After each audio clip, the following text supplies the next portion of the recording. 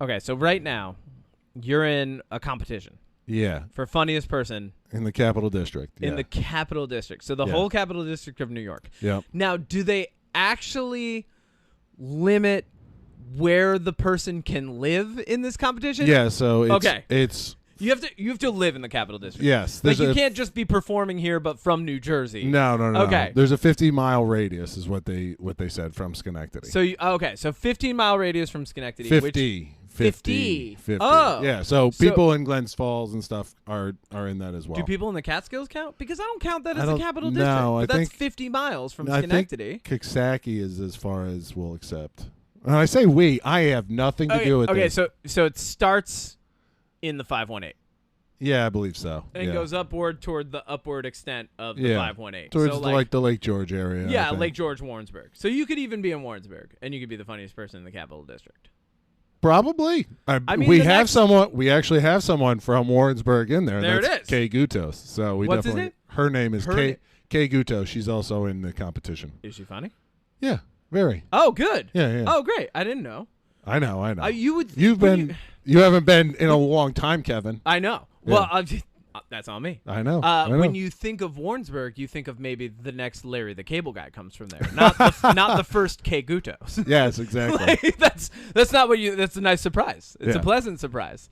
That's good. No, it's good. What's weird about the Capital District comedy scene is there's just so many walks of life. Like you have the city dwellers and people in Albany that never leave Albany, and then you have like these random people from out in the middle of East Bumfuck waiting to drive an hour and a half just to do whatever. Just to say whatever in front of strangers. Are you talking about strangers. your fellow comedians from Broad Albin? Is that what you're talking about? No, that's me. Broad Albin is East Bumfuck. Yes. There is a road called Old Stevers Road. Yep. In Broad Albin. Fish and I only kill. know this because Fish Kill. Yeah, well, I mean, that's Fish Kill is a fucking funny thing. Okay, yeah. Let's get into Fish Kill real quick.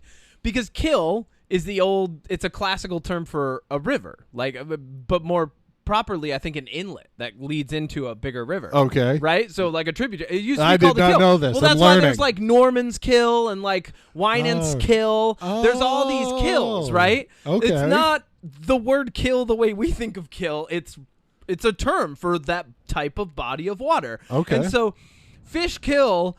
What I love about classical like settler nomenclature and like old English, like a lot of the terms that have come around in history literally mean like that land over there or like but fish kill is like that's the one we fish in. That's where the fish that was like letting everybody know fish kill. And in my mind, when I think about stuff like that, I can only imagine because every fishing spot starts as like the secret fishing spot, right? Like it starts as like don't tell anybody. So there was a guy who came along and he was like, "This kill right here, this is my kill. This is my kill where I get my fish from." And then somebody came along and they were like, "Yeah, we got fish kill over." He's like, "What are you talking about?" Like, I could just imagine him on the other side. How and he's dare like, you? What? Yeah, it's like, "What do you mean fish kill?" He's like, "That's what we call this now because we know the fish are here." It's like, "Fuck." Like, just. Well, then what's Wyant's?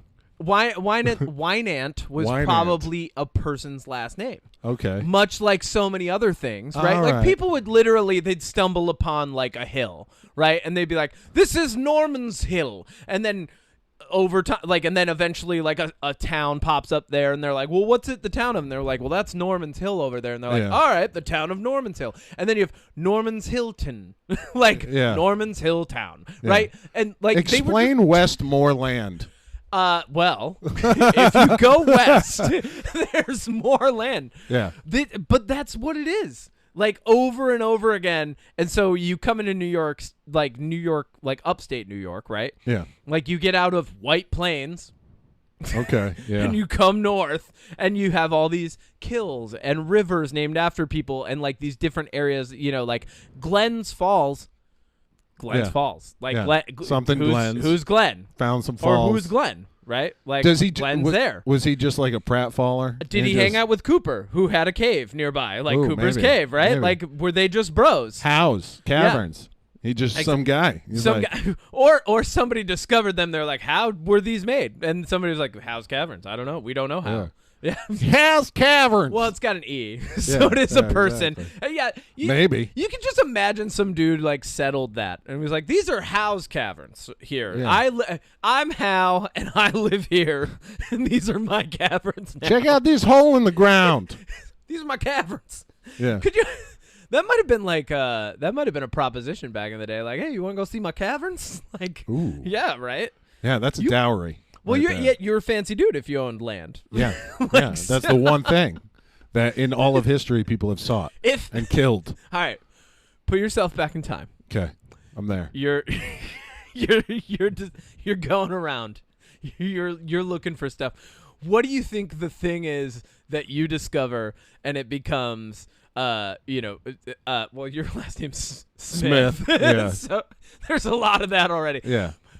Padrick's what? Is it Padrick's Kill? Is it Padrick's Caverns? What is the thing you think you would come across back in time that you would name for yourself? Probably a pond. Yeah? Padrick's Pond. Yeah. Padrick's Pond. Something like a Walden. Yeah, Okay. I could do that. Ooh, I like that. I could do that. Yeah. Yeah, where you go for some soft meditative contemplation. Yeah. Think about all of life's follies and all the things you did wrong in your life. I As you try to fall asleep, there's a camping site over there. I love how serene this is. Riddled by bears. Riddled. Riddled. But, yeah. Well, you don't want it to be riddled because then eventually it just becomes Bear Pond, right? Like, this is how True. people named things back then. So you got to get the bears out of there. Yeah. Now you have a responsibility on your hands. Oh, God. Not only do you have to settle and claim this territory, you have to fight off bears for this. Or- I love how you've established this for Or yourself. maybe I went for that gentle contemplation in that Yeah. serene pond, Yeah. and I was killed by a bear, and that's why it's They named Padrick's it after Pond, you because you were killed by the bears. Yes. Yeah. But so then it would end up, you know what would happen? Bear is kill. It would end up with two names. Bear kill. Bear kill, yeah. It's not even a kill. Yeah. It's not even a pond. It's a bear. But bears killed a man here. Bear kill. Exactly. And then, Padrick's Glade, right? There's a glade that leads up to it, and you get the Glade. Yeah, I get the soft. I was going to say I would only claim a Glade probably back in the day. Because that's inoffensive. You don't really have to, like, defend it from anybody, but you get it, right? So, like, people would be like, oh, Kevin's Glade. Like, yeah, that's Kevin's Glade What over about there. a marsh? Here's the thing that Minor sucks. marsh. Well, so the thing that sucks about a glade or a marsh is, we put ourselves back in time, right? Yeah. So the 1970s and 80s hit before we start really protecting wildlife, Yeah. like the land in the area. Eventually, Kevin's Glade gets bulldozed over, becomes a mall. Because what's great for the mall? The wetlands and being able to dump all the human refuse from your shopping center there.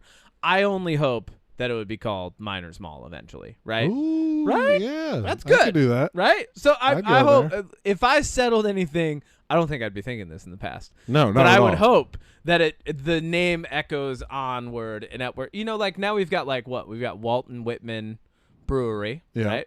Yeah. Walt and Whitman doesn't make sense to me, but Walt and Whitman, got it. Yeah. Maybe it's Walt Disney and Walt Whitman. I don't know. Yeah. Maybe they love Disney. I don't know. But and then we've got there's the Henry Hudson Distillery. Okay. There's the Hank Hudson Brewing Co. Right? People are continuing these names of these explorers. Right? Lake Champlain. There's a dude named Champlain. Wolf Hollow. Wolf That's Hollow. named after the road and the inlet out there, but Perfect. But it was a dude once. Maybe he walked sure. that inlet. Or maybe there was just wolves in a hollow. That's actually probably more correct. Or Wolf is the last name. Who knows? I'm trying to make it a dude. It's just, it's more like your pond where someone stumbled across it and just got ripped to shreds. This hollow is filled with wolves. I've seen no wolves. I go to that brewery, 0 wolves. 0 wolves? 0 wolves. You should probably complain. Yeah, I will.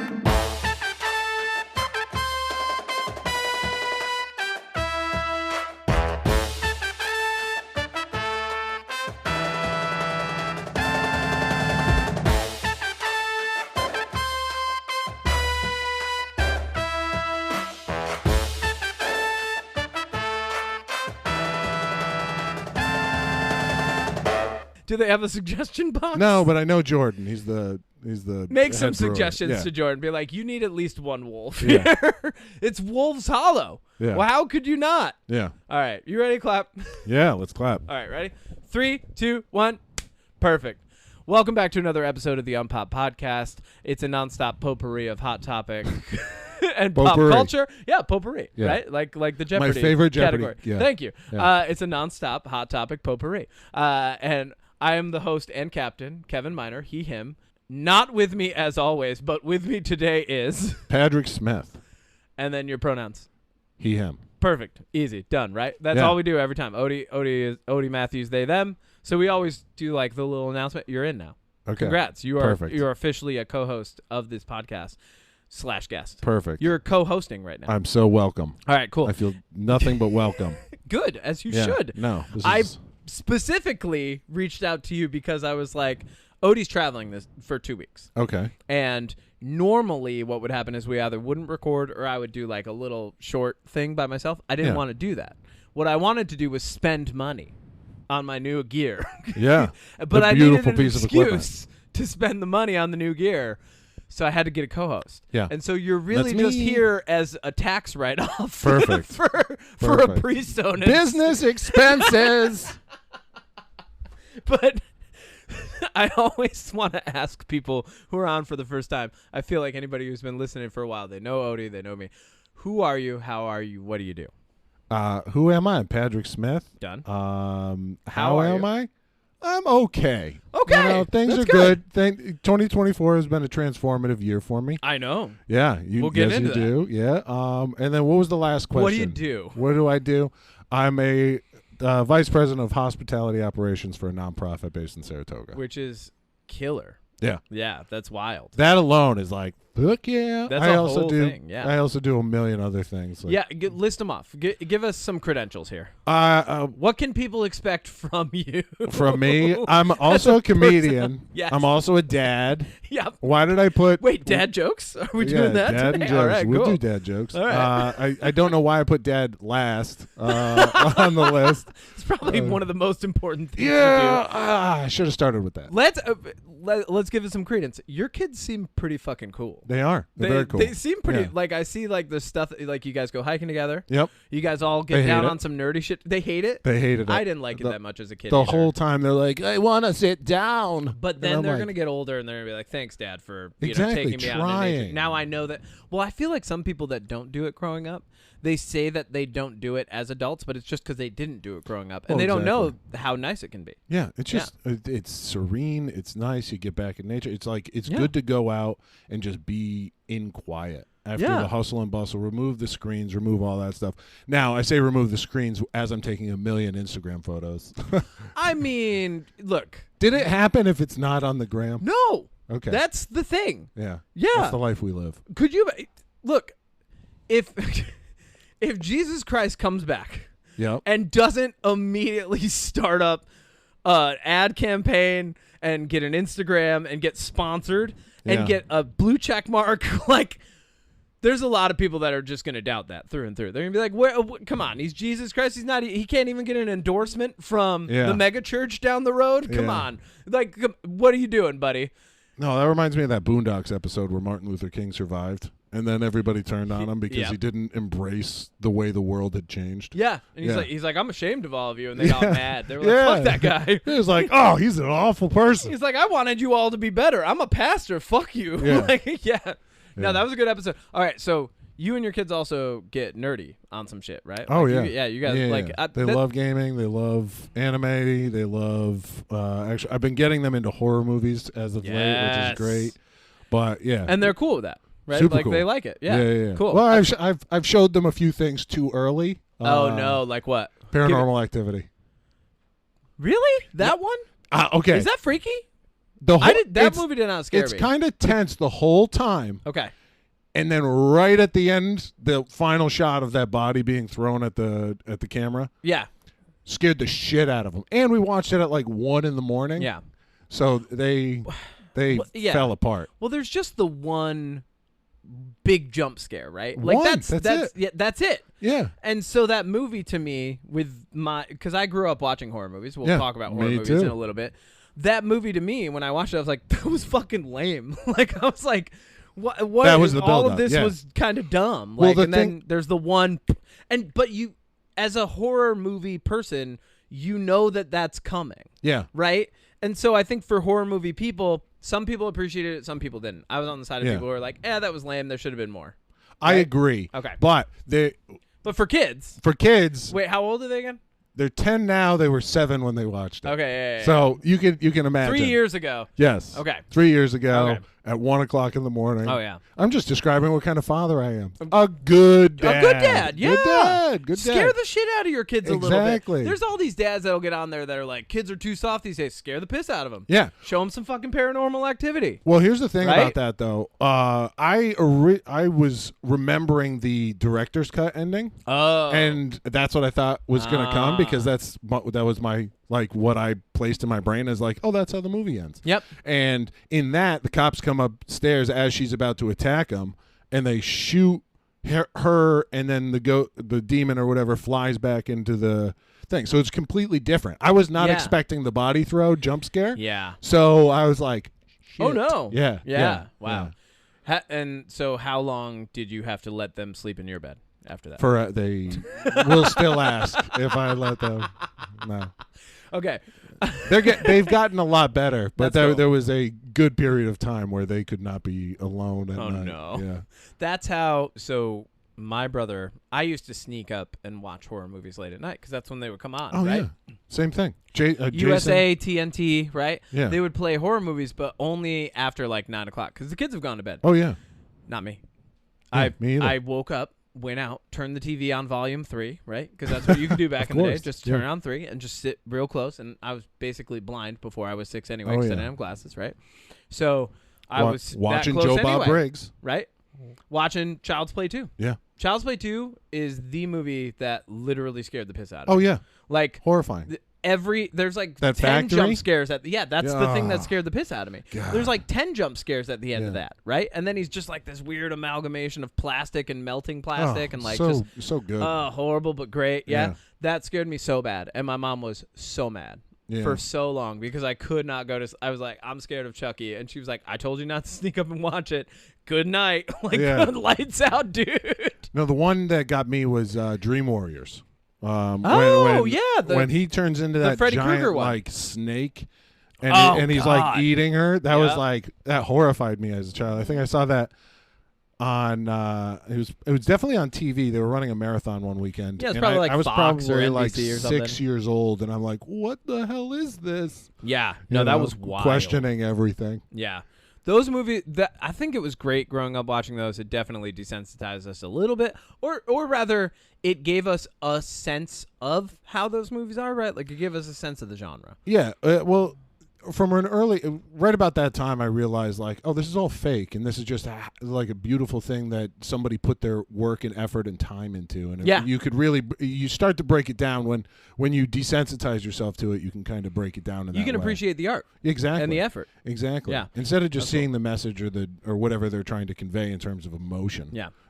Let's talk comedy for a second. Okay. So, I know we talked about it a little bit. You're in a competition. Yes. For funniest person. That I signed up for. I'm nominating you. Okay. So you're nominated Perfect. and signed up. Come out. Yes. You are nominated and you've signed up. Perfect. Okay, cool. First off, is our friend Victoria in this competition? No, I do not believe so. Why not? I don't know. What is she doing? Anyway, you tell me. Whatever. I know that you're going to go against Kay Gutos. Yes, Kay Gutos is one. All right, cool. You said she's very funny. She's very funny. Is she big competition for you? I'd say so. I'm not voting for her. Okay. That's fine. That's fine. You got to be there to vote, Kevin. Okay, I'll be there. So there's 4 nights. I've seen you perform 3 times. Yep. And I think you're funny. Thank you. Yep. I'm not going to ask you to perform right now. I'm much better now than I was then. Really? Yes. Do you think that raising children has helped your comedy improve? Yeah, because that's my main source of material is just it's your children weird conversations that I have with my kids. That's great. Yeah. Kids are inherently funny. Yeah. Okay, good. One of my favorite bits right now, I'm not going to get into it, I'll just describe it, is when I was watching the Wu-Tang show. And it's and the music that plays with Wu-Tang is very racially charged. Yes. And then I have to explain that racial you had to explain side. Like what a cracker was? And what the N-word was, yes. Oh, yeah. You definitely got it. So, did you have to have the "we don't say that" moment? Oh, absolutely. Absolutely. How did that go down? But I had to contextualize it, too. How did that go down? Were they cool with it? Did they get it? This is why we don't say this. Did they get it? Yes. Yeah. Okay, How so- I broke it down, I'll ruin this bit a little bit. Did you tell them that you can say it in the car by No. yourself if you're when rapping? somebody cuts you off. No. Okay. No, I didn't give them a justification. No, for you're it. just like, yeah, you're just like, we don't, don't. just don't. Yeah, Yeah. just avoid Just the problem altogether. Yeah. That's good. You are a good dad. But just you can listen to it because that's again that's- yeah. emotional charge from a group of people. That's here's Same what I'm thing. going to say. People will not catch me saying it, but you can bet if I'm rapping Kendrick Lamar, I don't miss a lyric. Okay. Right? You can bet if I'm listening to Wu-Tang, I don't miss by myself. I don't miss a lyric. In concert? In concert? No. in public? No. Okay. If anyone else is in the car? No. Karaoke? If I think anyone can hear me? Yeah. I'll say ninja. I'll say fella. I'll say Okay. cousin. I'll say all the old Snoop Dogg words that got around the censorship. Yeah. Right? I'll say those. The Walmart edits? But if I'm in the car by myself, 100%. Ooh. Okay. Yeah, and I don't care. But somebody can give me flack for that. They'd be like, "You're still saying it." I'm like, "Whatever, cool." Like, what am I gonna do? Just hear it and think it and not say it? Like, to me, like, Honor the it's art. respectful to the people around you to Yeah. not say it when people are around, right? And to like play toward the sensitivity, but it's respectful to the music when you're by yourself And the artist. to embrace it. Yeah. 100%. Amine actually has a really good moment in concert when he plays Caroline. Do you know Amine, the rapper? No, I do not. So I will look. That'll be my drive home. yeah. So after the chorus in Caroline, he goes, "Killer West Side N-word," and in concert he says, "Killer if you white, don't say it." That's he funny. like says that line, and I was Yeah. like, "Oh, that was good." Yeah, Yeah. I'm not gonna say it. You got it, Yeah. bro. Yeah. Um, He's respecting his audience. He knows yeah, who yeah, pays his he bills. gets it. But yeah, so that's good parenting on your part. Now, have your kids seen? We got together to talk a little bit about Alien. Have your Yep. kids seen Alien? Yes. Really? Alien and Aliens. So both. And Alien versus Predator and Alien versus Predator 2. What did they? And Predator. We just watched the first Predator. Okay, which one's their favorite so far? They loved Alien. They loved Predator. Oh, cool. So the classics. And now the rest were just okay. I'm were sure kinda they boring. loved Predator. Did they love like all the classic moments of Predator? yeah. Right, just the as machine soon- guns and Oh yeah, they love that. And then as soon as the classic line hits, Ashton repeats it, and he's like, "If it bleeds, we can kill it." And it's like, hell yeah, dude, you get it. you get it. Dude, 'Cause that's what I so want. I want good. you quoting these lines at school. That's Yeah, what I want. if it bleeds, we can kill it. So good. Dude, I actually love the notion of like what probably 8 or 9 when they saw that one, right? The Predator? No, we watched it like 3 weeks ago. Oh, really? Yeah. So a little 10-year-old just saying, if Yeah, it bleeds, yeah. we can kill it. I love that. Uh, Well, because we did that as Yeah. kids. When did Oh, you yeah. see these movies as a kid? I want to say 8, 9, 10. So right Yeah. around the same time. But I saw the edited TV versions. Yeah. So that's a completely different mission. Okay. Like, here's the thing I'm recognizing now is all the nostalgia view that I have of these classic movies It's are from all the through TV.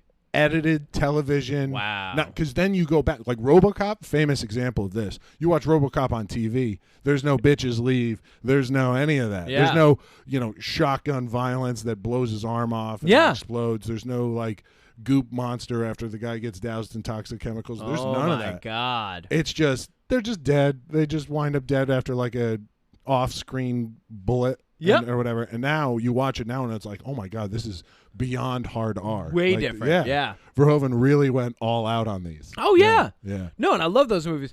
Let me tell you a story. Alien is actually the first horror movie I ever watched. Because remember, back in the day, we had a place called, like, I want to say it was, like, called, like, Video Castle. Do you remember Okay. Video Castle? Did you grow up around here? Yeah, for the most part. I Okay, had so- Video World. Okay, so over by where Five Guys is, right? In Okay. Queensbury? Yep. Like the Taco Bell Five Guys is over there, right? Yeah. There was a place called Video Castle. And I All right. remember going there. They had like a little section for the kids to play in the back while parents went and looked for videos, right? Yeah. Video cassettes, not DVDs. Yeah. VHS, baby. Hell yeah. Yeah, because My favorite. I'm like 4 years old when it's 1990, right? So no DVDs Yep. even yet. Same. Yeah, so parents are looking for movies and stuff, and I'm like just playing around. Now, I'm like a very observant kid, so I'm walking around and I see like, and I'm like, what's horror, what's sci-fi? Like I'm asking my mom what these things are, because my mom, great parent, but taught me my ABCs and to count to 200 when I was way too young. And so like I was walking around understanding and deciphering things, right? I'm like, what's that? What's that? Like just asking. I remember seeing the cover, like the classic cover for Alien on the VHS, right? With the green and the black, and you can kind of see the Xenomorph's head, like the very classic VHS cover. And then my parents also, they split up at a young age, so I end up with a lot of babysitters. Yeah. And you can abuse the length to which a babysitter will stop you from doing things, right? Yeah. And me, as a kid, probably should have ended up being a lawyer. I would logic my way into whatever I wanted, right? Oh. And so I had a babysitter who well, by logic, I mean selectively tell the truth to babysitters. Oh, of course. Right? That's what we all do all Basically, the time. I lied, right? So I lied. And I got this babysitter to let me watch Alien. Because I said, it's not that bad. I know it's fake. Because my mom also said, like, that's fake, blah, blah, blah. I'm like, it's not that bad. I know it's fake. I've seen it. I've never seen Alien. Yeah. But I wanted to see Alien. Oh, yeah. And so, like, I'll never it was like in the movies, like when they have that slow motion moment of the cassette coming out and going into the VCR putting it in. She had to hit rewind and rewind it back to the beginning because she had watched it recently, right? And then play. And I swear to God, I didn't even get up to pee. Like, I just stared at the screen for the entirety of Alien at like 6 years old. Maybe a little less than 6. Somewhere around like 5, 6 is when I watched Alien, and it was my first horror movie, and I was obsessed. Yeah. My mom's favorite just movie was the Alien franchise. That was like... So when Alien 3 footage dropped, and I think it was 1991, where the alien was pulling the prisoners up through the ceiling, and Sigourney Weaver's like ducking and jiving and all over the place. I watched that with her for the first time. She's like, "This looks so good," and I was like, "What is this?" And she's like, "Oh, these are Alien movies. They're my favorite things."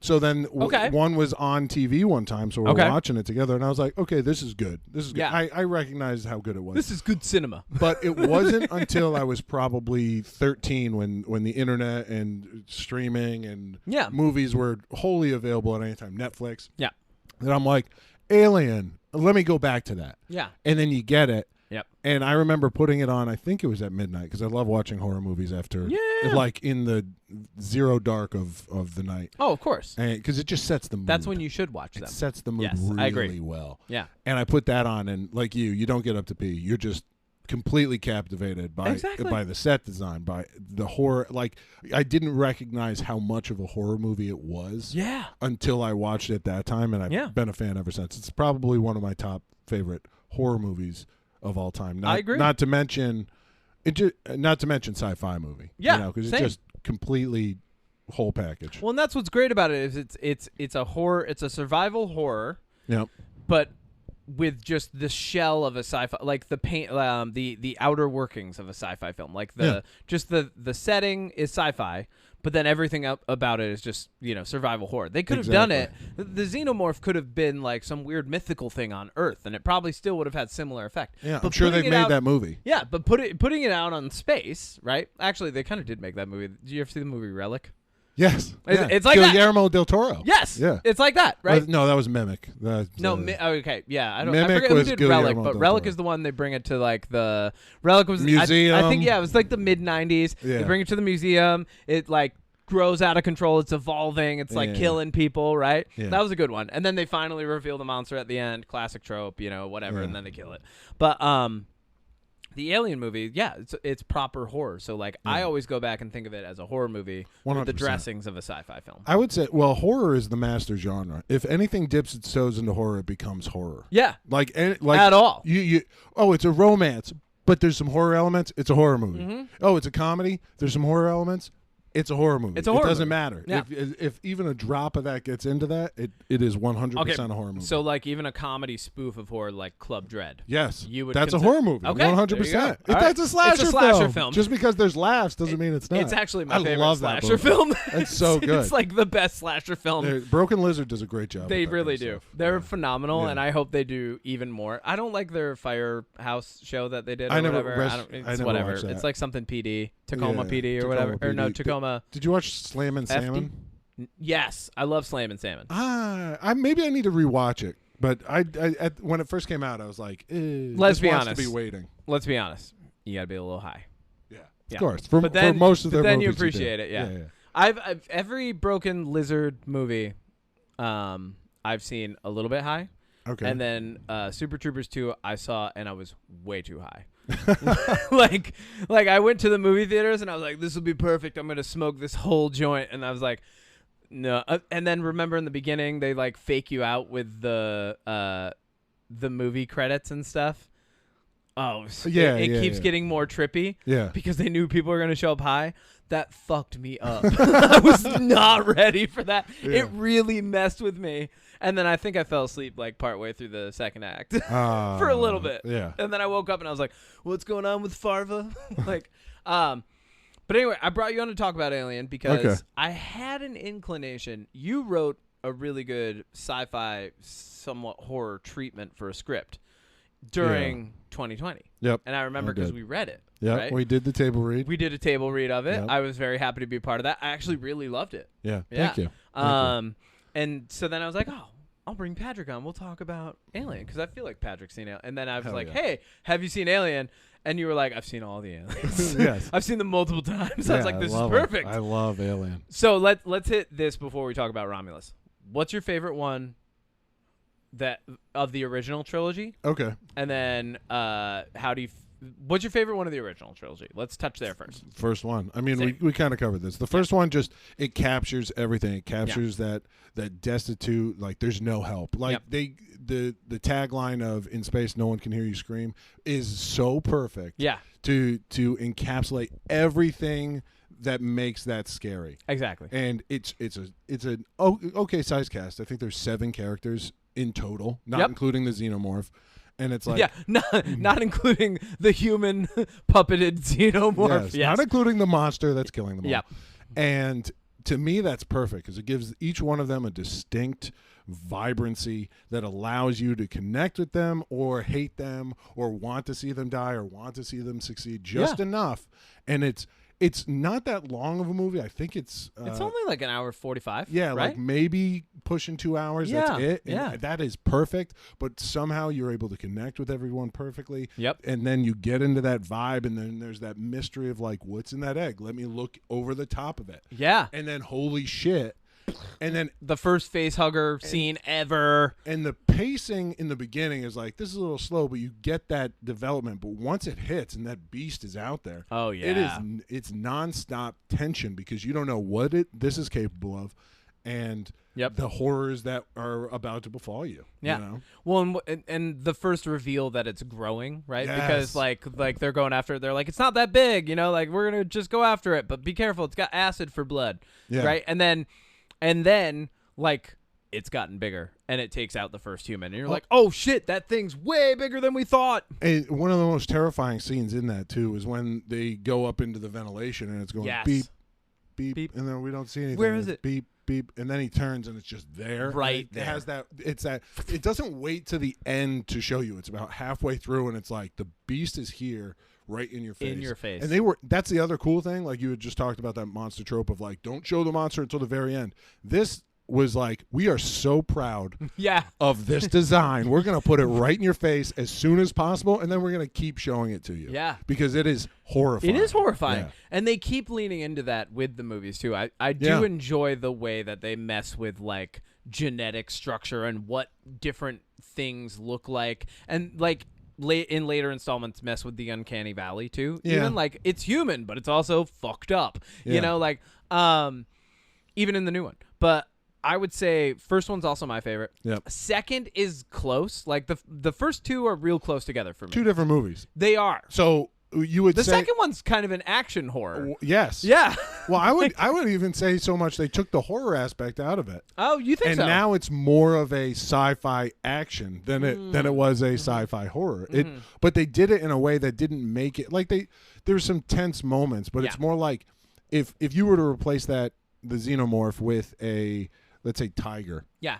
Then it's like more action. It's more of a survival, survival. thriller Thriller. Yep. Instead of Yep. the horror. It's just it being an unknown creature of unknown origins that makes it more horror-ish. But I feel like it's very actiony, but it's beautifully done because Cameron crushes it. He did crush it. And he took it in a completely different direction that expanded the universe in a great way. Yep.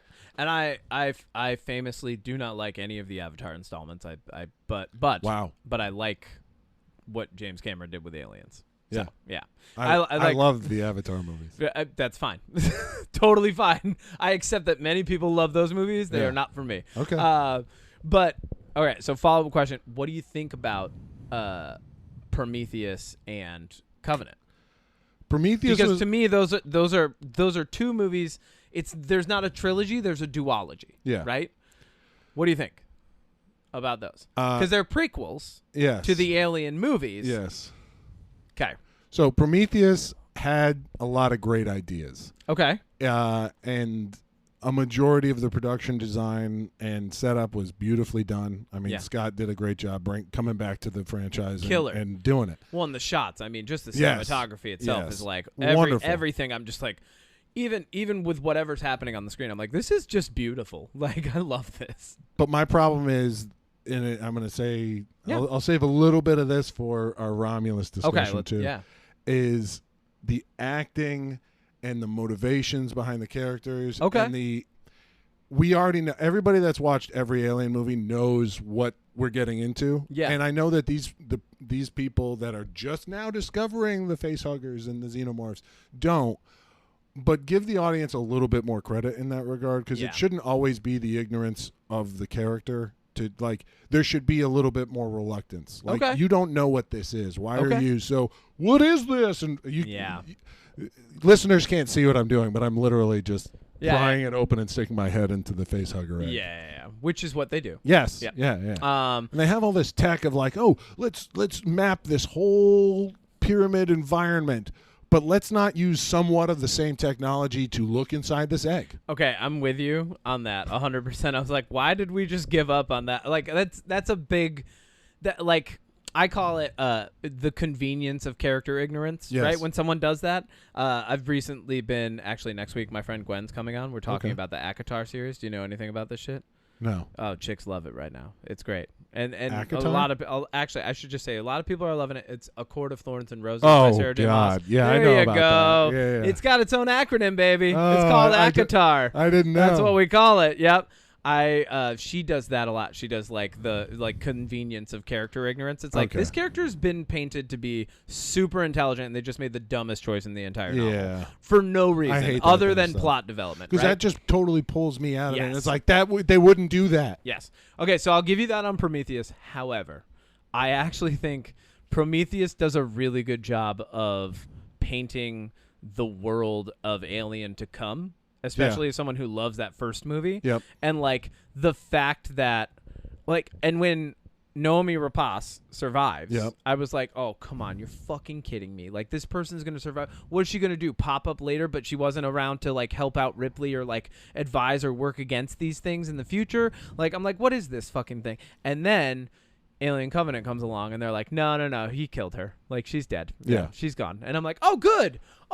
We got rid of the one person who didn't need to survive. I hate plot holes like that. Yeah. So then Covenant comes along, and I really enjoyed Prometheus. I thought it was funny because the characters were selectively ignorant, so I kind of thought that was funny.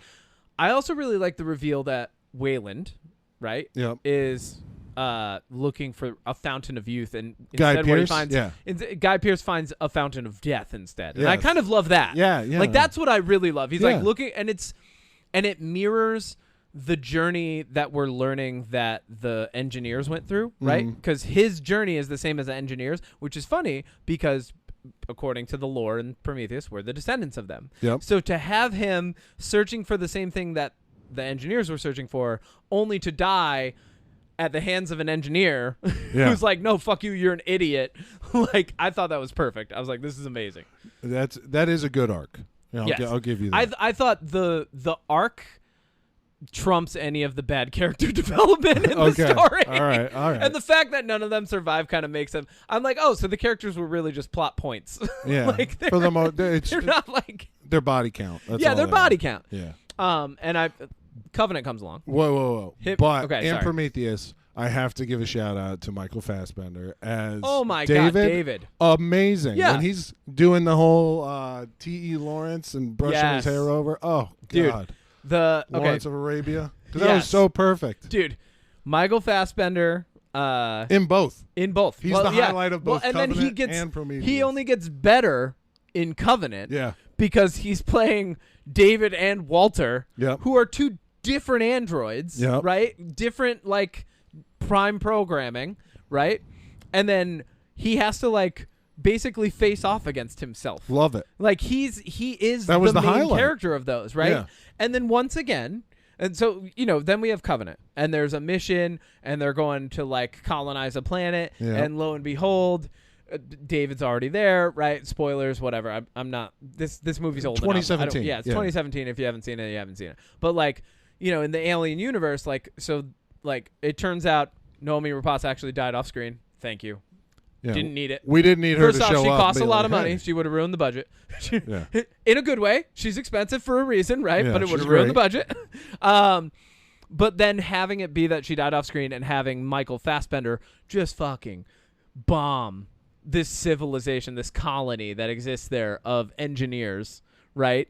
Who have been living there. Yeah. And, like, just watch that scene to me was like, and I know it was from a short film, right? It was from the Alien, it's like Alien Arrival or Travels or something. But, like, I know that scene is actually from a short film, but him quoting Ozymandias and, like, dropping the fucking Xenomorph bombs or whatever it is, and just destroying that entire civilization. That reveal coming in the second act was just perfect for me. Yeah. I was like, because at first I'm like, okay, what the fuck is going on? Like, I don't know if I'm going to like this or not, but I'm enjoying the process of getting there. And then when that happened, I was like, okay, I'm in. I like this a lot.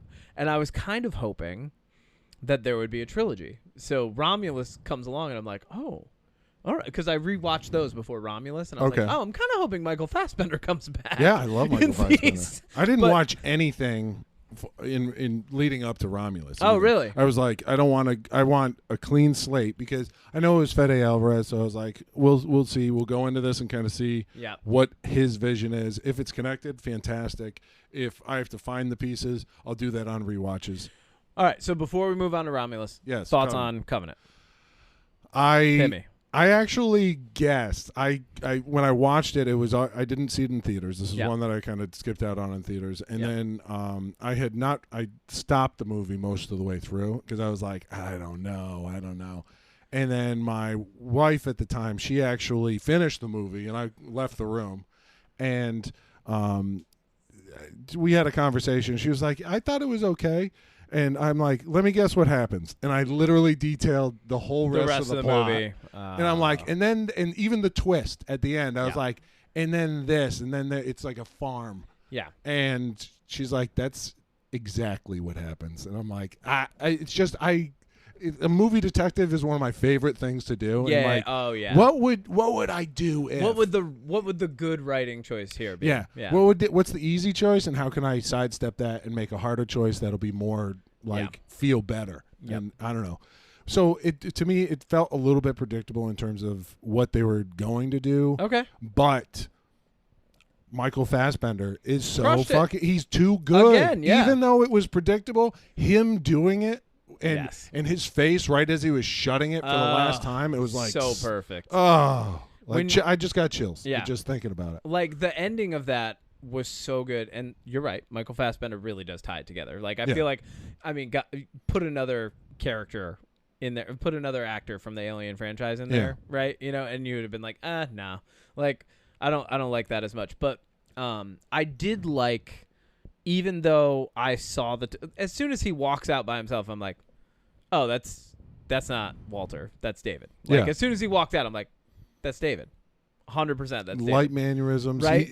Yeah, that's the acting skill though Yeah. that Fassbender brings to it. And he comes out and you know it, and you know where it's going. But then when it happens at the end, it felt rewarding. And to me, yes. if I predict a twist and it still feels rewarding, I'm like, okay, good twist, yes, right? Yes, because some people don't see that coming. You have to give credit to the fact yes. that the director does know that some people aren't. The director knows some people are going to get it. Yeah. Right. Some people still won't get it after they watch it, and they'll be like, happened "Yeah, there? can you explain why did that?" Walter do that? Yeah, exactly, exactly. Why is he on his side now? It's like, oh no, you idiot. But then when he says, and what I really love is I love how they're tying the new alien lore to classical, like, Earth, music and civilization, society. So like we've got Romulus, right? Yep. Play Wagner. What I forget, Suite 5, right? Where it's entering into the Valley of the Gods, right? Mm-hmm. And like just really great references to these things that mean a lot to us as humans. Yeah. To tie that universe to ours only tangentially. And I thought that was really good in both those movies, and I thought they continued to do a good job with that in Romulus. So let's talk Romulus. All right, let's do it. Finally. All right, so before we get into spoilers, overall review, how did you think the movie was? Give like some lighter critiques without revealing anything. All right, overall, I'm going to give it a B-. Okay, that's fine. All right, that's good. That's not bad. That's a passing grade. More C's than get passing. degrees. Exactly. This is a doctor. The movie, this movie could be a doctor. The movie, beautifully shot. Yeah, beautiful. Agreed. Fede Alvarez captured the look and feel of the original without the Cameron look of the second one. The set was beautifully done. The practical effects were amazing. Yeah. Even the CGI was beautiful too. Yeah. At no point were you like, that's one thing. One thing you're like, everybody has one yikes. complaint about it, and it's the same. And that's how you know it was a bad choice for CGI. But but it was fine. It worked for them. Actually, while I said they should have done better there, you also step back and be like, that didn't take me out enough to not go on that journey, because that plays a great part in it. Yeah. Very well, going down that Wayland Yutani. Wayland Yutani. Yeah. Wayland Yutani. Well, so they're two corporations, basically, Google and Amazon, right? Yep. They have, and in the future, they merge. Perfect. And that's where we're at, right? I give this movie an A. An A. An A. Okay. I give it an A for reasons that I have to get into in spoilers. Yeah. But I think, and I put on different lenses for different films as I realize that decisions are being made, and I kind of, in my mind, sometimes I'm kind of like playing devil's advocate. I'm justifying why maybe a lesser decision was made. My favorite game. Okay, good. So, in my mind, this is the introductory Alien movie for the next generation. Okay. So, in that, we've got, and I'm not going to reveal anything in saying this, we've got a couple classic lines. Not just one. Yeah. We've got a couple, right? And I think that they were actually well done. I think they were little tips of the cap to us, to you and me, but I think they were good lines for people who've never seen any Alien movies and are seeing this for the first time. This is what I'm thinking. I'm thinking Fede Alvarez comes in and he's like, all right, I've got a brand new, and this is the problem that a lot of these franchises have now that have been around for so long. You've got a whole brand new generation of people coming in as cinema goers, as streamers, whatever, right?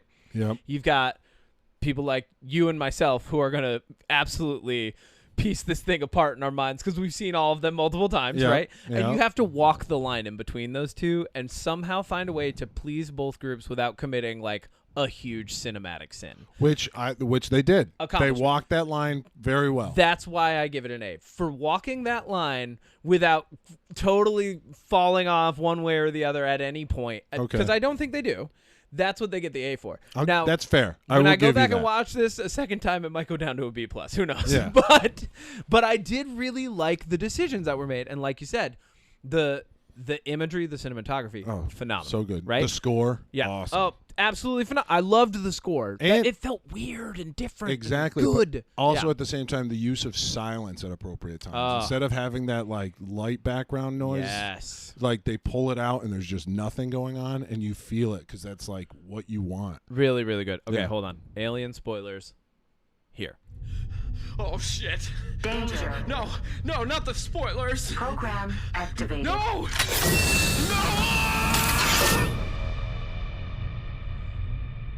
Okay, holy shit! What did you think about? So, just so you know, I put in a little like sound effect. Did you hear that in the last one? Yeah. I put in a little. Yeah. So Okay. there's gonna be a little thing there, and then we're gonna chat more. What the fuck did you think about Andy?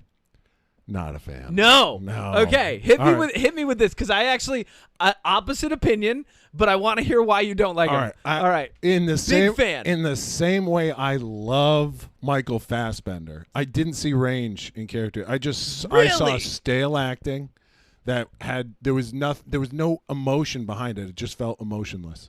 Okay. And now I get what they were doing. It was a cool bond because it started off almost as this caretaker vibe between Rain and Andy. Yes. In regards to almost like this is my disabled brother kind Yes. of thing. And I like that because it was like, oh, this is my unfunctioning android, and we're gonna keep going, but he needs to go on this journey for the mother because he knows the mother. But he's tongue. also kind of her caretaker in some ways. Right? Yeah, because his prime directive at that point is to do what's best for her. exactly, right? which is cool. So Yep. it's like this weird balance. Yep. But every time he had a chance to shine, he didn't. That, in my opinion, You think so? until the very end, and when he fucking said that line. Yeah. You Can say I it. say it? You can say it. You bitch. Yeah. No, I'll say that to the writer. You bitch. Why would you use that line? I don't know. That was it was Okay. so like wrong for his character. Here's the thing. I laughed when he said the line. I laughed. I was like, all right, good one. Okay, Yeah. fine. That Whatever. was too much of a tip of the cap. It was Yeah, like, it was like- that was a wink, wink, it was nudge, nudge. It was like you tipped the cap and then so far you fell over, Yeah. right? But no, okay. I liked him. Here's why. He starts out, and as he's playing this character, at first I'm like, oh, this is her special brother. Okay. And then she says, oh, no, they're draining him. I'm like, he's a malfunctioning android, and they've chosen to play it like a human who has, like, a learning disability. Yep. Which, that's what it is. It's Cool. a sentient being with a literal computerized learning disability, right? love So, it. like, a systemic malfunction. But he was also an older model that predates Ash even. Yes. So it's like, that is cool. Which is great. Yeah. And I love that. And I loved the juxtaposition of characters. Now, the other thing that I love is because they make you feel real bad for him in the beginning. Like, he doesn't know what's going on. He doesn't know that he's going to be ditched when they get to the planet. Like, they have they're like the first act multiple times. I'm like, I feel really bad for Andy. Yeah. Like, right? Then they put the fucking disc in his head, and he has Fetty. This is probably this is probably how I would review this movie is through analyzing Andy in each of the scenes, right? Because this really is a movie about him, kind of, in a way. Yeah. Right? So if Covenant and Prometheus were about David and Walter, then yes, this was about it kind Andy. of is. Then they put the disc in, and he freezes up in that beautiful position. I love that shot of him just arms out, mouth open, looking up, right? The face huggers are popping out of their little incubation pods in the cryo bay, right? So the cryo bay scene is like the cryo bay scene is the end of the first act. We've crossed I think we're really finally crossing that threshold into the proper second act, and he's updating during that, right? And then he snaps out of it, and he just is he becomes the parent for all of these ignorant little humans that were like, we're going to go get some cryopods and fucking jet off to a new colony. Great idea. I also do want to say this is the first time it's like an all kind of like later teenage young adult cast, right? Yes. Like real, like proper, like 18 to 23 age range, like college age Which kids. also I wasn't a fan of. I thought it was cool because they're kind of like just boosting off of this like colony. They're like, where no one's did they paying get attention to us. but where they are paying attention. They're basically indentured slaves or into indentured servitude prisoners on this planet. But we can just get on the spaceship and fly away whenever we want. Yeah, I kind of was okay. I was like, what? That How is- do that these is- people know about this space station out there that is going to blow up in 36 hours? Yeah. How do they know that? Well, that is. Here's what I think. I think that the company is so bureaucratic. Like Wayland Yutani at this point, it's so bureaucratic. It's so like fucking rote, and everybody on that planet, it's just like they're like, whatever. This is our drudgery. We're just gonna fucking deal with it. We're getting through life, right? Okay. And these kids are like the only people in the movie that you see that are kind of like, we can get out of here. And so I think no one else is really paying attention anyway. They're like, oh, yeah, there's like a dead space station up there. It's just going to crash into the fucking asteroid belt. You know, like I feel like these kids are the only non-apathetic, like non-conforming characters on that part of the colony. Okay. Right? So in my mind, it's, once again, playing devil's advocate a little bit. Yeah, but you're it's doing justified. some mental gymnastics here. It's justified. But I do like that it's them, and they're so full of hope. One of them's pregnant, you know. Like these are kids who are actually trying to live. Yeah. And so their version of trying to live is like, hey, let's get the fuck out of here because everyone else is dying. And like Fede Alvarez once again does a good job. He shows right before they leave, the thing that convinces Ray to go is she sees the canary, well, the bird. It's not like, I think it's a canary, but going toward the mines, right? And she's like, it's trapped, and then they're just going to release it into the mines, and it's going to die, which is what essentially has happened to her. Yeah. She's been trapped, and then they told her she's going to the mines, and then she's going to fucking die, Yeah. right? Just And like her she's parents. so she's like, I'm not going to do that. Fuck that. I'm out of here. I'm going to go with these guys. And I just love that, like, instead of the characters being, like, instead of them being coincidentally ignorant, they're just fucking ignorant. They're just like, yeah, we're just going to go out there. Yeah, what's wrong with it? It's just a decommissioned station. They assume all of these things, and they're all wrong. Yeah. The entire way. And I fucking love that. All the way up to that scene where Andy gets his upgrade, and then all of a sudden he's got to be dad to all of these ignorant little kids. He doesn't know it at first because he's just been upgraded. He says, like, my memory banks are still the same. I just have some new programs that have been put in. Yeah. So I don't know how to deal with this. But I can make some better assumptions about this environment than you guys can now, and I understand the station. Like, Yeah. it's like, okay, cool, that's good, and that helps us. And he didn't understand. It's not like they booted him up and then he was like omnipotent or anything. Thank God. Yeah. Yeah. If it was like, I'm now super smart, interesting, super powered Andy, I would have been like, I hate this movie. Yeah, like Yeah. Stefan or Kel mode. Yeah, exactly. Yeah. So instead of him being Stefan, right? Is Yeah. that Family Matters? Yes, it reference? Yeah, is. Steven Yeah, and yeah. the Stefan. Yeah. So it is kind of like that, right? He's a little little bit. Urkel to Stefan. But then they're like, we still don't have enough information. Where can we get it from? And they grab the other android. Yeah. And that is Rook. Yes. Ian Holm, Ian Holm. back from the dead. What do you think about that? 4 years passed away, and they somehow did. Okay, so What do you think about Ian Holm? I love Bilbo Baggins. Me Listen, too. I love Bilbo Baggins, but But when they first show his face, it is a mess. It looks horrible. It looks horrible. But there are a few shots, especially when they're leaving that room for the first time, where he turns his head, and that must have been the first shot they even rendered. Yeah. Because it looks beautiful. Oh, It is yeah. like perfect. yeah. And it was like that's what sold them on it. Not Yeah. the talking, but that single scary head turn, like Oh, in yeah. every scary doll movie that's ever So good. happened. Is that one head turn? Yep. You know? I think they could have picked a different actor for this. But I'm glad that they Is Lance I'm glad they- Henriksen still alive? I don't think Or so. he's I dead don't know. too. Yeah. So Because like, he was the only other android. he's the other. Yes. How about How Michael Fassbender? about? Yeah.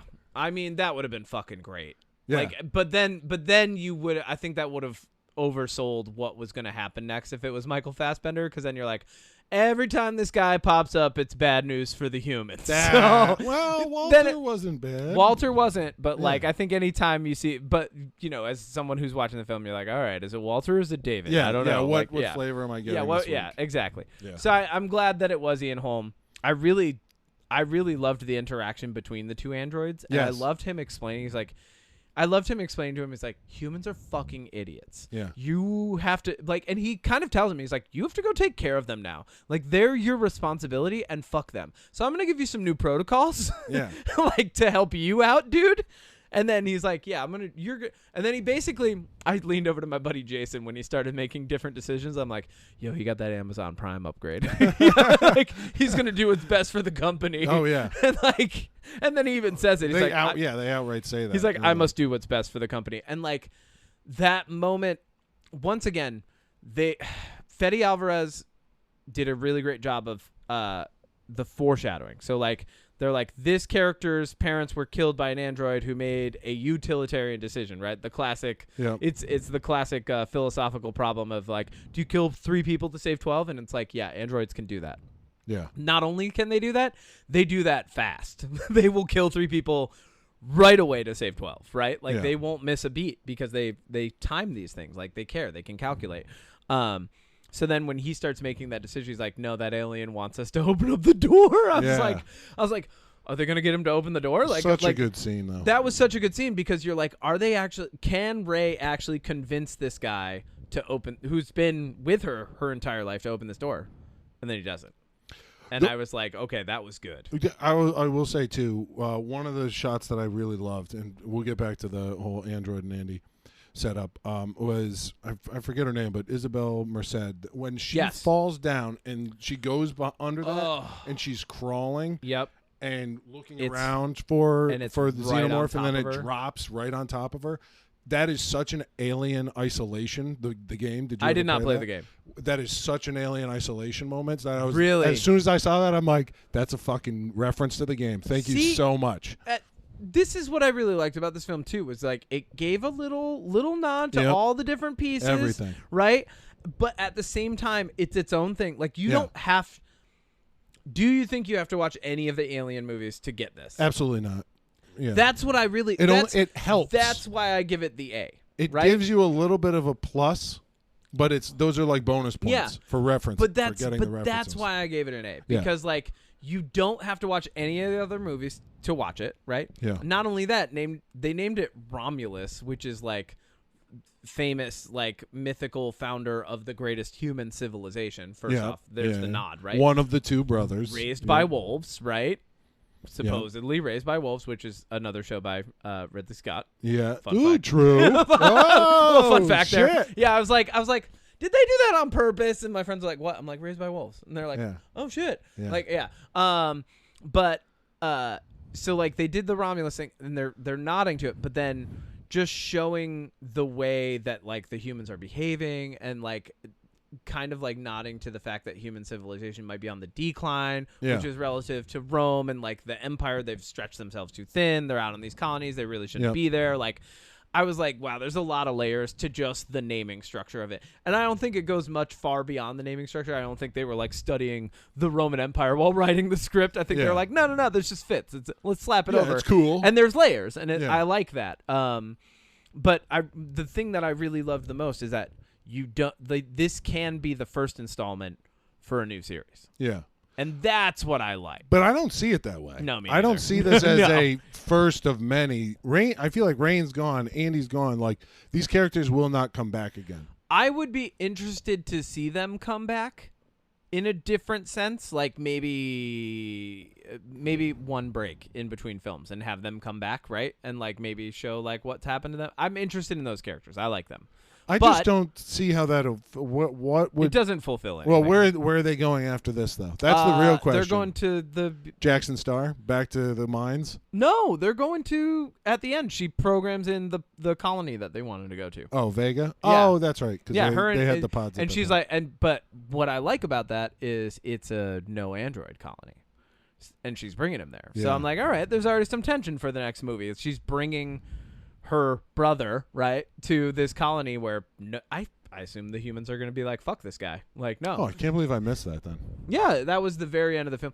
And the thing that I like about it, too, is the end of the film is also a tribute to Alien in that, like, they just get in the cryopods and good luck to us. Yeah. That's it. I love that. You know, that was great. I also love that there haven't been any cats in the new movies. Yeah. No cats in Prometheus. No cats in Covenant. No cats. Because cats are famously the alien guards of the human world. Yes. I feel like if you had a cat, it would just be like, all right, well, problem solved. It can tell where the alien is. It'll just hiss and we'll know, right? Well, okay, so right? what? Huh? Cats? Well, yeah, because they- that's just- the cat. They right? would know. Yeah, They they would know. know. They can tell. They They for have some the reason, same they hate- bodies. For some reason, they hate xenomorphs. Like they hiss at them. They hiss in that direction. What likes xenomorphs? I don't know. David. Yeah. David, Oh, true. David does. That's it. David. Um. And Rook. Yeah. So that's enough about kind of Andy and Ray. I think analyzing it from that perspective and how much I enjoyed that. How'd you feel about how the aliens were portrayed in this? Looked great. Yep. They kept it to Face a minimum. huggers, all that face stuff. huggers. They changed up a little bit in regards to they sense you based off of sound and heat. So we needed. That Which was makes a little. sense. I was like, okay, I don't think they've they never. have nostrils, so that makes Yeah, sense. it's Cool. fine. It's fine. That's I'm fine. okay with it. You're Yep. gonna give them the T-Rex treatment. It's fine. Yeah, it's an okay retcon. Yeah. I thought that was good because it made for a real tense scene. Wait, so it's that was little a bit- good yeah, scene. That was great. Yeah. It was phenomenal, and like watching the hair stand up on their arms, and Yep. they're like, "Don't sweat. We've raised this to your body." The other thing, like that, I like that scene, but I also don't like that scene because human body temperatures vary. Yeah. So I was like, your body temperature might be 2 degrees different, like Yeah. in that room. Yeah. No, it doesn't make sense. But But that's like the same thing I'm of like gonna suspend disbelief. 10% of your brain in the movie Yeah. Lucy or something. It's like what? Yeah. Get outta yeah. here. No. Yeah. There's always those like body science that gets Pseudoscience. Yeah, 100%. It's sci-fi. Yeah, It's science exactly. fiction. Yeah. Maybe all all the body temperatures are regulated on the Jackson Star. But yeah, right. Fuck it, I don't know. Well, they don't get any sun either. I thought that That's was true. weird. Yeah. So like, Was when it- your body adapt and be colder after Yeah, a couple all the time. generations or whatever. Anyway, All the, yeah, but yeah, yeah. what so the xenomorphs look good. I thought they looked good. They weren't over the top in terms of how much they showed. Yeah. Over and over. It wasn't that, they showed more face huggers than they did xenomorphs. Yep. True. And then they showed something else at the end. I don't even know what to call it. We'll get to that later on. But what did you think about the kills and the gores? What were your favorite ones? Ooh. Okay. I really loved the guy who just falls beneath the egg sack and gets the acid rain. That's on him. what I was gonna say. Yeah, that was like, The I was like, first oh, this acid is death. fucking perfect. Like, because that's how that would go. It Yeah. just ate away super fast. He's losing fingers, and it lands on his heart. Yeah. And then as soon as it hits his heart, one burst of blood. That's it. Done. Yeah. And then He's done. completely falls Yep. flat. Yeah, Yeah, that was so great. because that was the first acid death. Yeah. in all of Alien. Oh, really? I was so surprised by that. Oh wow. Dick, yeah, it can you- is. well, I don't. Kind of. Maybe I'm wrong. No, but no, I I think you're cannot right. think of an acid death that is strictly from the acid falling. There's only the only other one is blowing the baby alien out the airlock, the baby human alien out the airlock in Alien Resurrection with the acid blood. Oh yeah, Because yeah. remember, Ripley's like, I've got acid blood. That was. Let's not talk about Alien Resurrection. We'll skip that. The fourth one. That's my favorite one. No, it's not. You already said no. Don't No, you lie said to me original about trilogy this. is what you Oh, said. yeah, true. Wait, do you love Alien? No, I Okay, don't. good. I don't. All right. I don't. Because that one's fucked up God. and weird. I remember even as a kid being like, "This is different," but I get it. Like, it's cool. It When- was cool. When right? there was that weird, was that alien at the end? It was half human, half whatever. But it Are you also talking about Resurrection? or this one? Resurrection. Okay, yeah. Whoa, yeah. whoa, whoa! All right, Let's yeah, not yeah. get ahead. No, Resurrection. Yeah, it is. Half It is. human, half. But also Ripley's child, but not Ripley's child. Yeah, it was but fucking like also weird. there was some sexual tension as they're like looking at each other in the face, That- and she's like, "I love you, my baby boy." That And whole it's like, thing is what the fucking fuck weird. is this? Yeah, it was weird. It was French, so it was. Oh, it was, the wasn't it? director was a French guy. Yep. Ron Perlman was in it. Oh God, I love love Ron Perlman. Perlman. Yep. He saves it. Yep. He kind of does. Whoa, Winona Ryder. as the android Solid. could have been the android. That actually okay. That's what should have happened. Yes. Yes. They probably wiped It that should off have been in the Winona fucking Ryder, memory. not Ian Holm, Yeah, for sure. That would have been amazing. Winona's year. Could you imagine? That would have been so good. Yeah, because then at that point, everybody who had never buried that memory, hasn't yeah, seen yeah. it, they're thinking, "Oh, it's the Stranger Things mom. They're going to help. She's going to That be would've been good. great. That's a good character." That would've Without been doing great. that, That's what they missed should've- opportunity. Yeah, they fucked up on that. Yeah. Winona should have been it. Yes. Yeah. God damn. Yeah. No. I Yeah. like that. Other deaths that I liked. I really. Or What else? scenes. I liked the chest burster scene. I liked that it was I liked how they showed the light through it. Yeah, that was as cool. soon as they showed that, I'm like, you know what that's gonna show later. You know, like I liked that it was much smaller too. Yeah. I was like, oh, this is interesting because like it hadn't gestated that long. Yeah, but it still like found its way out quick. The variances. I thought that was cool. Yeah. I really enjoyed that. What else was good? Is there a facehugger death in this one? No facehugger death. And then the other one are just like the xenomorphs. Like they get that guy later and kind of. Then like most of them is that. I think maybe the only really cool kill is the acid. The acid because death, it was the one that was. And then they did the other cool thing later with the acid was after she blasts all of them and the acid is just floating and she needs to like. Catherine Zeta-Jones her way through it. You know what? I did like that. You know what I really like though? I did like that the fucking idiots that got back on the ship kick the entire space station off course. And they're like, yeah, we're going to crash in like 45 minutes. I was like, oh, sick. That was a long 45 minutes, though. It was. I mean, well, yeah, science fiction. Yeah. But long 45 minutes. Everyone's body temperature is 98.6 degrees. It would have taken that long just to raise the temperature. Yeah, well, that's what I was thinking, too. I'm like, you know how long it takes to raise a room to 98.6? Oh, that wasn't just a room. That You're was like crash, bro. a corridor. The whole yeah. I was like, who's footing that bill? I really did like that chase scene afterward. You know, I loved the adventure of the movie. And like, although I hadn't played the video game Isolation, I'm like, this must have been what the game is like. It's like, you're supposed to do a thing, something throws it off and it goes wrong, you run away. Right? Yep. Like that's what it felt like. That's kind of what it was like, but like an adventure, right? And you're basically hunted by the alien. You're like hiding and stuff. You can't make any noise. The mic, gives you away if you're breathing into the mic and stuff too. So this is like a survival adventure horror, I think. Movie, yeah, this movie. And then okay, light on the action. So let's get into it. So then they eventually fight off all the aliens. Well, Andy's okay. There's one more thing I want to talk about, and that was the zero gravity catch. When the zero gravity catch and she's falling, and then the xenomorph catches her with the tail. I was like, instead of stabbing her. Yes. Yeah, I was like, the point was right there, bro. I was like, why would it save her? I don't know.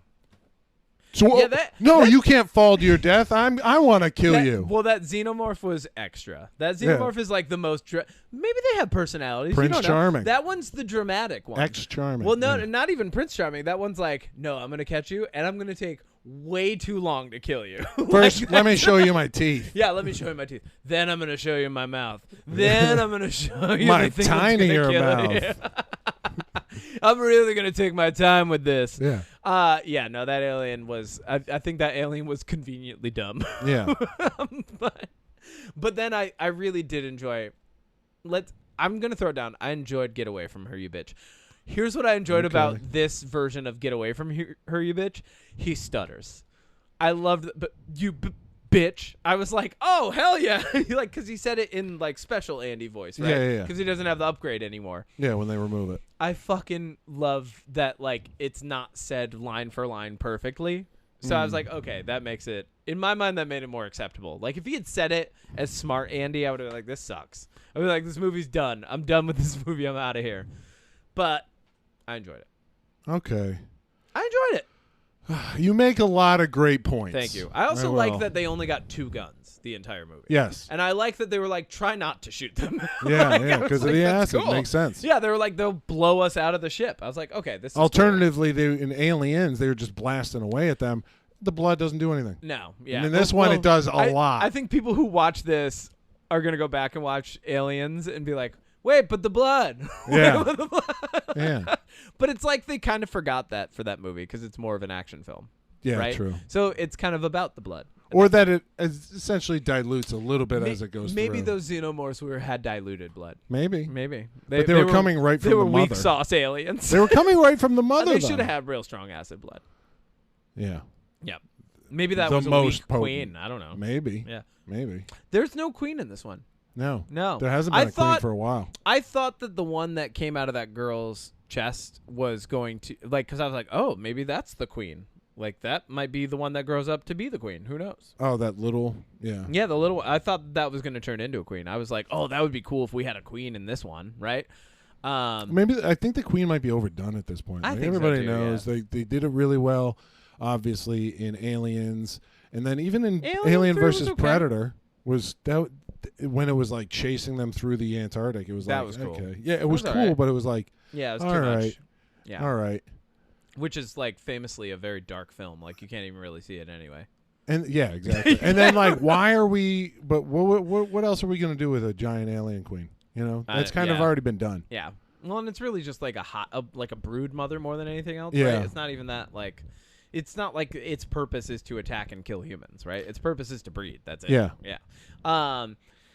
And then okay, so let's get to it. So this movie, like many good alien films, has a fourth act, which Yeah. I loved because I honestly, can I be honest with you? Okay. I did not see the fourth act coming.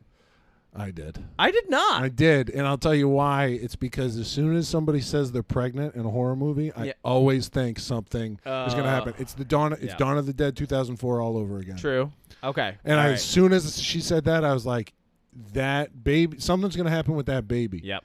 And then as soon as they There showed it is. Z01, I was like, "Here we go." Yep. Well, as soon as she put it in her neck, in my mind, okay, I thought that was going to be like pin in the grenade for the next movie. That's what I thought that was going to be because it had been enough time in the movie Yeah. that I was like, oh, is that going to be in the next one? And then like when she started, like when she comes out of the cryopod, I'm like, oh no, we're doing this. Yeah. Like, oh shit. Yeah. What'd you think about the reveal of the baby face? I thought that was cool. Like just the baby face in the beginning. What do you mean like, when it was in the- coming in out the of that egg. like egg in the thing? egg when That the was egg cool. starts unfolding and it shows the little human face and then Ray hesitates. Rain. When she hesitates, I was like, okay, that makes sense. That's actually a cool moment. Of course she's gonna hesitate. It's a human face. Yeah. She doesn't. That's her friend, Yeah. right? Oh. That's Oh, not only man. is that her friend, that's the sister. Oh, of maybe this the is all dude going to she's- work out. That yeah. kind of moment in Yeah, half kind a of like, second. oh, this is weird, and then it melts through the floor. And she's like, oh no, wait, never mind. I forgot. I'm dealing with a fucking crazy thing. Yeah. I did love that. Yes. The melting through the floor thing was fine. So cool. But when that other thing shows up, Yeah. What Not would a you call fan. that thing? Thin Man. I don't know. Yeah, like H.R. Geiger's Thin Man. When I saw that, all I saw was like, did you see Barbarian? Yeah. That like Yeah, the Beast weird Underground. lady. Yeah, the weird Yeah. lady underground. It brought me back to like Slenderman vibes. It was just like Yeah. weird. Like why? I don't Why? know. Because Also- we already had a human hybrid before, and Yeah. now we have a human hybrid now. Yeah. So Also, what's going on? Why does it have like vaginas on its shoulders and then like a star vagina I don't know. in its pelvis and that? I mean, not like we need to reason these things out. It's just a fucking grotesquerie. Like it's a weird thing, right? I would love to hear some behind the scenes on why they designed it that way. I think they just wanted to make it as creepy as possible. Which- like they want, Successful. This is a movie. I think much like Alien, a lot of people talk about Alien being a horror movie about what if men could give birth, right?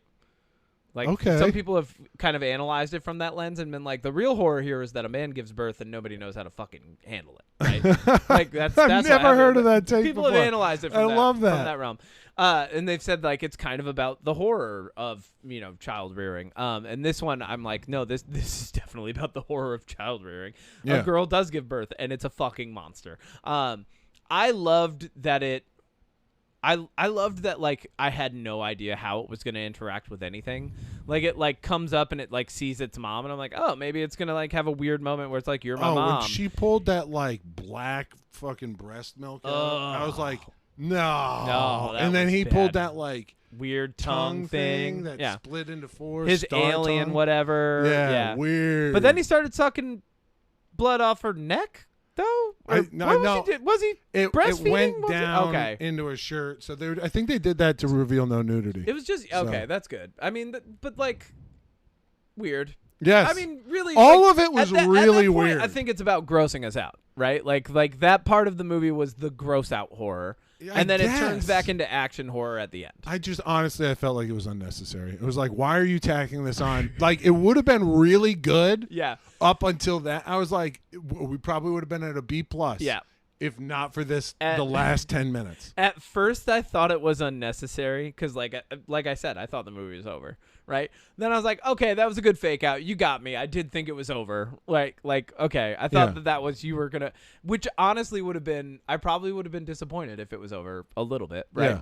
But then when she has to like finagle doing all that by herself, no assistance from Andy, no other characters. It's the first time she's by herself. She's pulling a proper Ripley. She actually has to get into the suit. Yep. She actually has to like climb in and do it herself. And like that thing is still so young that it's not smart enough to realize everything that's going on. I was like, okay, that was actually pretty cool.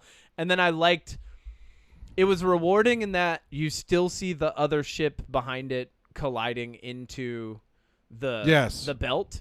And then that thing like the cargo ship collides into the belt and starts exploding. I was like, okay, that was super cool. I was like, those that's shots a good were shot. beautiful. Yeah. The CGI looked amazing. Yeah. Everything looked good. I think the payoff for the fourth act was better than the fourth act. Yes. Right? Yes. And then she gets in the cryopod. She's like, I'm going to bring you to the colony. We're going to figure this out. I'm going to fix you. She's like, I promise I'm going to fix you. And I thought that was cool. Yeah. Because, like, who knows where they're going?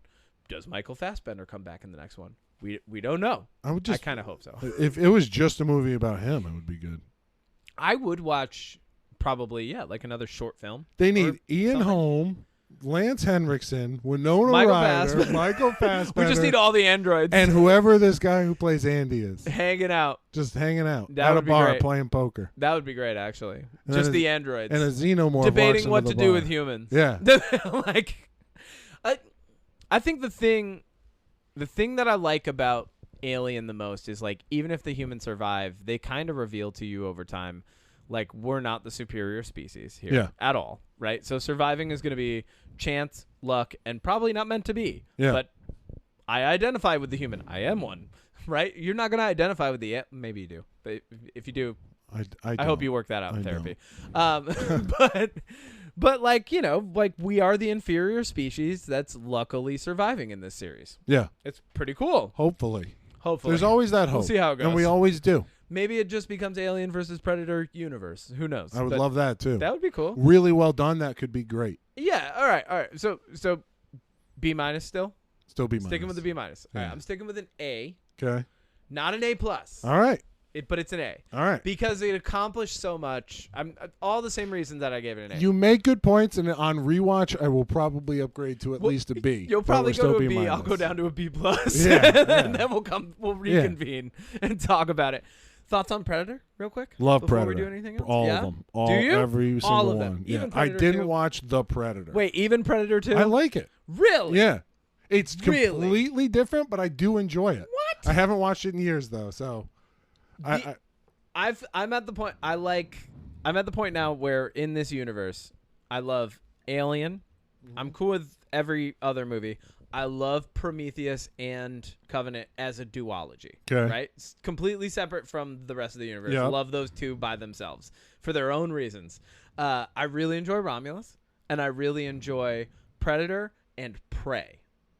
Prey was really good. Prey was phenomenal. But well, both of these movies were supposed to be Hulu releases. Yes. You know that, right? Yes. And then this one got the theatrical. They because should they're have like released Prey in theaters. Agreed. It would have been better. Prey succeeded so well that I think that's why they were like, okay, we'll give this one the theatrical. Well, because they didn't know what they wanted to do with these properties, so they're like, let's just do these kind of weird ones. Because I think both of them only cost like $80 million. Yeah. Not only 80, but like, honestly, Romulus. That's a pretty low budget for a big budget sci-fi horror. You know that, yeah.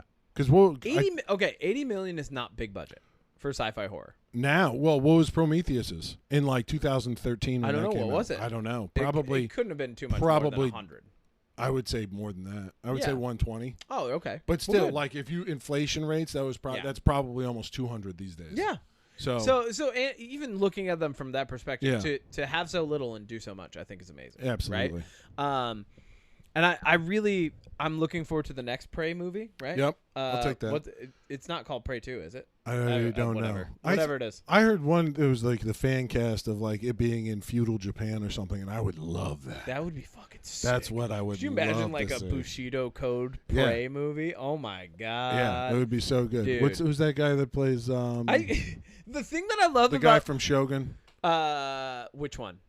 The Shogun. The Shogun. The guy I don't who know makes the his actor's name. name. Oh yeah, but he was also I love in Shogun. John Wick 4. Yeah. You know who I'm talking about. Yeah. Wow, the fact that I'm spacing on this. I blows don't know, my mind. I don't know his name off the top of my head, but I know who you're talking about. I can see his face. Yeah. I can see his goatee. Yes. Right. Twilight Samurai. Yeah. When the last sword is drawn. The thing that I love about the Predator movies is they've become what ifs. It's like, what if we drop the Predator here. Yes. Like, it's kind of just like, what if we drop one of them off to do its test here? Here's the funny thing that I love about it too. We see more Predator failures than we see success. Yes. But we still love them. Yes. As like a species. Well, as a speed, but because they're just cool. They're cool. The Yeah. original is Honor essentially bound. a remake of the most dangerous game, and that's so it. cool. Yeah. No, I love it. But yeah. from the praise, well, I mean, from the praise perspective. but well, the most dangerous game was also the praise perspective. It's not a human. Yeah. Yeah. It's not a human. It's a predator. And then Dexter's Lab had that same. Just to cycle back to that, they had that episode where he goes on that planet and has to survive. That's true. By that hunter guy. Invader Zim has that. And the movie The Pest, starring John Leguizamo. Okay, hold on. We're going deep dives. All right, so you've brought up something. Is this a no-no? This is a no-no. I didn't ask you what we couldn't talk about. No, hold on. We can talk about this, but here's how we're going to talk about The Pest. Odie and I, once a season, watch a movie that's so bad.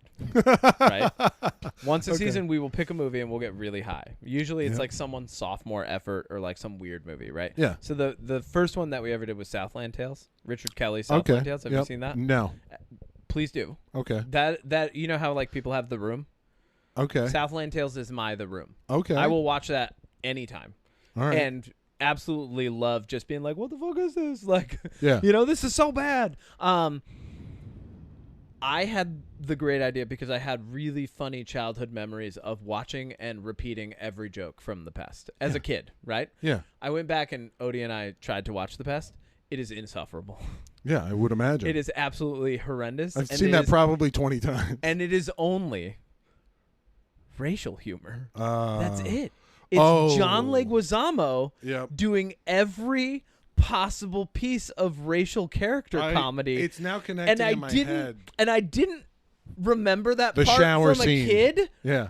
Not just the shower scene. No, but the shower scene starts the movie. Yes, the karaoke scene. The first person he comes across is an Irish priest. Then he works at a Chinese restaurant. Then he's with the German guy and his kid. And like every single scene just has some sort of racially charged comedy that like doesn't land. And I'm saying this not like it's not like doesn't make me feel uncomfortable and incensed. Like I'm just like, oh yeah, those jokes aren't good anymore. Like the jokes have aged out. Right? Like if I was watching it now, I'm like, I'm not like, oh, ha, Chinese guy, right? Like I'm like, oh, I actually like you grow up and you get a little bit more mature and you go, oh, I actually feel bad for this guy that hired you, that he has to deal with your bullshit now because you're just making fun of his culture. Yeah, well, right in front of your face. Yeah, like you mature and you're like, oh, actually, that's not funny. Hey, so this is what I'm going to do. I'm going to do this for the 10th take today. Yeah. Like what? And then there's the other point of contention is the Scottish mob. Remember? And the first thing he does is the Scottish mob calls him up at his place of work, the Chinese restaurant, while he's dressed up like he's Chinese, eating duck that he claimed was his. And then he's like, it's Sean Connery's birthday. And they're like, Sean Connery's birthday. Like the only jokes they can make are like stereotype jokes. That's it. So like we tried to watch it and we were like, we can't talk about this on the podcast. There's no way we can analyze this for a whole episode. Yeah. But I'm glad you brought it up so I could at least get that out. There was an episode planned. We did not do it. Okay. So is this a teaser for that then? No, we're not doing it. Oh, okay. We're not. We got done. I don't even think we finished it. Oh, okay. I think Odie was like, I can't finish this. Now I feel like I have to rewatch it. You should. With my children and scar them with... Please do. It's bad. It's one of those things like I was rewatching it. I'm like, I hope that this doesn't get brought up for John Leguizamo's sake. Oh, okay. Like I hope that like that doesn't resurface. Like we're talking about it now. I hope like people don't do a deep dive on John Leguizamo and go, hey, you should apologize. Because of this 86-minute movie. Because there's a lot of people that made that movie. And I'm not, as a kid, probably 8, 9, 10 years old, however old I was, right? Yeah. I think it came out in 96. It was the funniest thing in the world. Yeah. I loved it. I apologize to every culture that movie offends. I loved it as a kid.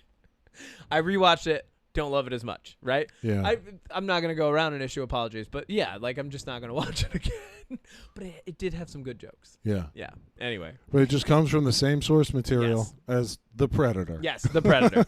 So The Predator, dude, I love the greatest or the world's most dangerous game, right? Yeah. Classic. It's what if humans are the prey, right? Yep.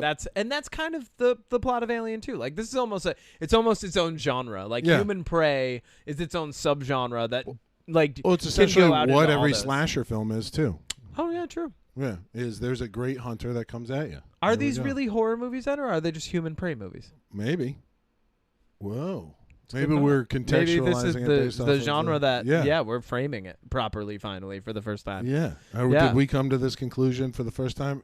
You know this what? will be our thesis. If I had a gavel, I'd say yes. Yeah. Done. This is the Human this is prey the first movies. time I've heard of this. Yes. So. Human prey, the genre. Yeah. Cool. It's I like actually it. no longer horror. It's human prey. Yeah, human prey.